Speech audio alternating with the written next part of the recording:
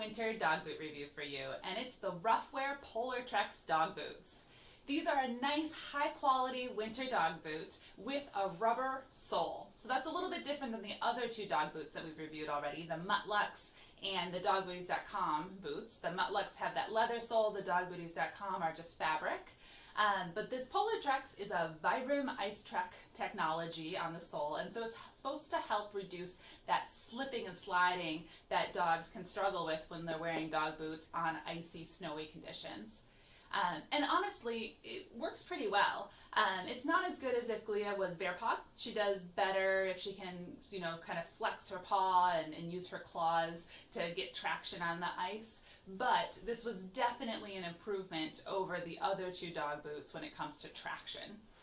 The other nice features with this dog boot is that it has a nice waterproof fabric here. This is a spandex polyester fabric there, and then a spandex gaiter, and the gaiter is supposed to help reduce snow and things like that from getting into the Velcro fastener at the top of the boot. So you can see this second boot, I have it folded down. So I'm just going to walk a little closer so you can see both of these dog boots. So there's the front of them, and then here's the back and the sole of these. So all in all, we've been pretty happy with these dog boots out on the trail. We took them out for just a couple excursions so far. Most of our snow is starting to melt, so we haven't had a chance to get Glia into the deep snow with them. But they've stayed on really well in the shallow snow and the icy conditions. And I really do have to unhook this fastener here to have any hope of getting the dog boot off of Glia. So they've been very nice and secure.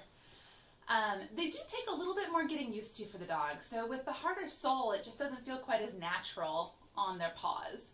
And so Glia, when I tried them on in the house for the first time, I put one of these on one of her front paws and one of the really thin, light dog booties on the other front paw. And she immediately went to take this one off, and she left the dog booty alone. And so it is a little bit more foreign feeling to the dog's paw. And especially for smaller dogs who don't have as much weight, the stiff sole can be a little bit hard to bend. So you can see me bend it here. It is bendable, but it's kind of firm, it's stiff. The rest of the boot is more bendy, but the fastener here is also a little bit thick. So you can see this fastener, as it gets snugged and tightened down, is a little bit thick for small legs. When you put it on, it does expand pretty good and open, and then this part here will fold in on itself as you get it nice and snug. So that's how they secure. Once Glia was out on the trail, she did a better job with them on. It took her a little bit to figure out how to move in it, so she does kind of pick her foot up and high step a little bit more. And you can see some of that in the video clips that we've included in this video, that her paw just comes up and over a little bit more than what you would see if she was in the Muttluks or the dog booties. So I'll take a couple seconds here to show you a clip of her trotting really. She's not running while she's on leash, and she is leashed while we hike. So you'll see her walking and trotting, and she's in the Polar Trex boots, and then versus the dog booties and versus the Muttluks.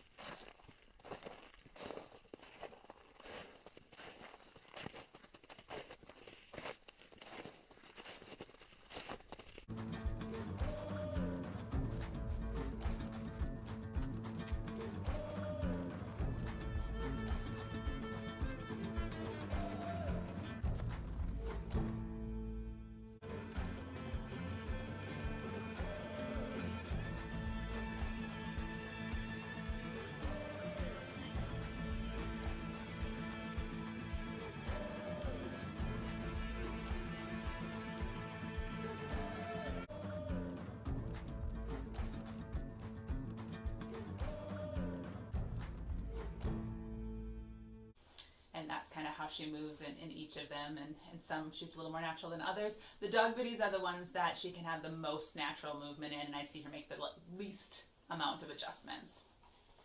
Also, when I started her in these Polar Trex boots, I did notice her trip over the toe a couple times. She just didn't seem to feel her feet and where they were quite as well in these. But the benefit of having the thicker sole is it's more protection. So if you're on a more abrasive surface, this type of dog boot is going to provide more protection against the terrain.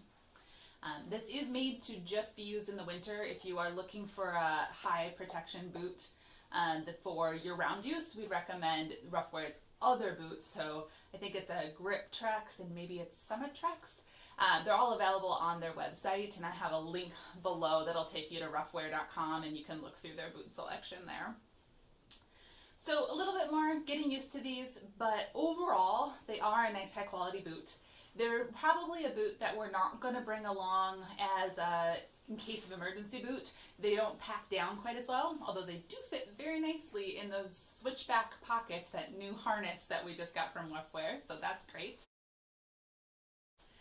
But they're just not quite as small and packable. We're really going to be using these mostly on days where we are hiking terrain that's really icy, especially where I need her to be able to jump up and over things while she's wearing dog boots. And so that's what these are going to be used for us. The other thing that Ruffwear makes to go with these boots are these dog socks. So we got a set of the Barkin' Boots dog socks to go with these boots. The socks are supposed to help the boot stay on a little bit better, and every time that I've had Glia in the Polar Trex, I have had this sock on underneath, so that might be helping some of the security and preventing it from slipping. But the main feature, the main reason we got the socks for Glia is that I've heard reports that the Polar Trex boots can rub on dogs' front dew claws. Glia has front dew claws, and so I was worried that since this fastener secures really close to and over those dew claws, I was worried about rubbing and friction. And there's a little bit of like seam lining inside of these. So I'd recommend getting the socks. The socks go on really nice and easy. It's been a good addition for us, and I might even use these underneath some of her other booties and boots, just for extra insulation and protection for her paw as we hike. But they come in sets of 4, and I think it was $14.95 when I purchased them. So they're not too expensive, especially compared to the cost of the boots. These are a little bit of a higher end item. A set of 2 right now is around $50. Prices can change over the years, but right now they're about $50 for 2 of them. When you size them, you're going to measure both your dog's front feet and back feet, because most dogs have larger front feet than they do back feet. And so to size them and get them measured, what I do is I have Glia stand on a piece of paper and I mark on both sides of her paw. These are measured by width. And Glia is about 2 1/4 width on her front paw. Good weight. Good weight. Free.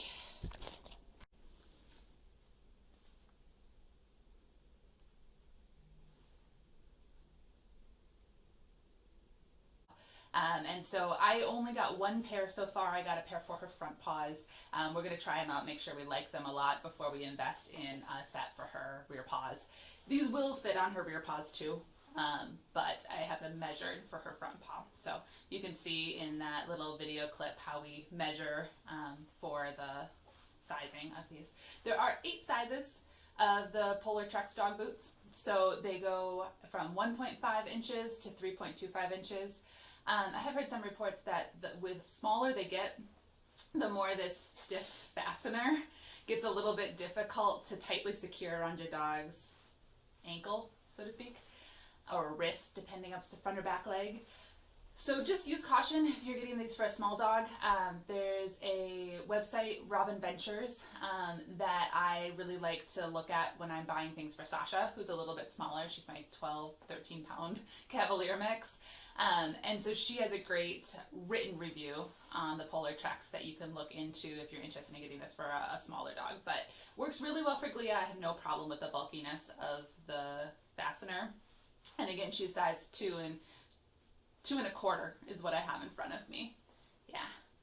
So overall, we're happy with these dog boots. We will likely be using them in slippery, icy conditions for a little bit of extra traction. We really like the addition of the little socks. They stay on really nice. They're fairly easy to apply. These boots have stayed on well. And I guess as we talk about applying or putting her feet into socks and boots, I did do a little bit of a test timing how long it took me to put the various boots on. The boots themselves take about the same length of time as putting on the fleece lined Muttluks. Both of those are around 30 seconds or so per paw to put a boot on. The sock itself is pretty quick and easy. It only takes about 12 to 13 seconds to put on a sock. And then we also put on the dog booties to kind of compare. The dog booties go on just even a little faster than the sock. They only took about 11 seconds to put on. So all in all, a little bit slow to put on. You might want to put these on before you leave the house or the car while you have a little bit more warmth for your hands to put them on, because it can take a couple minutes to get these all the way on your dog. But again, they're going to be great for traction. They're very high quality. Your dog may take a little bit longer to get used to them, but if you're looking for something for slippery surfaces with extra added protection and a good boot that's going to stay on, consider these Ruffwear Polar Trex, because they're really nice, high quality, and an overall great dog boot. Thanks for listening to our review today, and check out some of our other dog winter boot reviews. All right, happy hiking, everyone.